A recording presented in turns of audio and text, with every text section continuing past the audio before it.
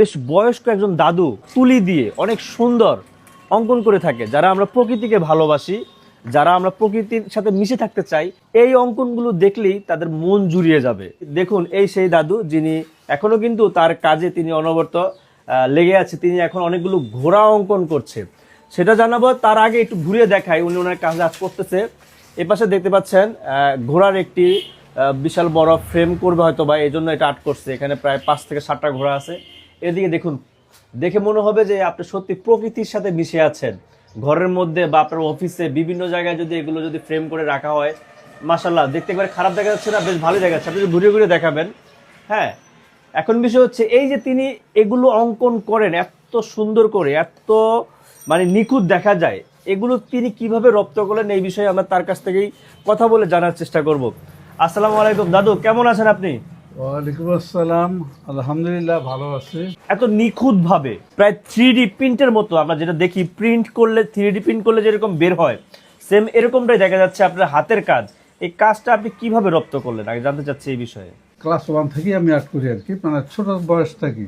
জি, তখন থেকে আমি নিজে নিজে করতাম। আমার কিন্তু সাইনবোর্ড লেখা, ব্যানার লেখা প্রতিষ্ঠান ছিল। আমি তার সঙ্গে আমার সাইনবোর্ড ব্যানার লেখার পাশাপাশি আমি আর্ট করতাম। তাই আর্টগুলোকে পরে আমি এই প্রাকৃতিক দৃশ্যর উপরে আমি একটু বেশি আমি ধাবিত হইলাম। নবনূর আর্ট। হ্যাঁ, এই যে নামটা, এই নামটা কি এখান থেকেই আসছে নাকি এটা আগে আগে থেকে আপনি আমার দেখেছিলেন? নাম হচ্ছে মোহাম্মদ নবনূর আলী। আপনার নাম? হ্যাঁ, আচ্ছা। আমার নবনূর আর্ট নামে আমার প্রতিষ্ঠান দিচ্ছি আর কি। এখন এআই এর যুগ, এখন তথ্য প্রযুক্তি অনেক আগায় গেছে। সেই ক্ষেত্রে এখনো কি মানুষ রং তুলিতে ভালোবাসে? যে তুলির রঙে যেসব অঙ্কনগুলো করেন, যেসব দৃশ্যগুলো আঁকেন, এগুলো কি মানুষ ভালোবেসে এগুলোকে গ্রহণ করে? কিরকম সাড়া পান আপনি? রং তুলি এটা মূল্যায়ন তো একটা থাকারই কথা।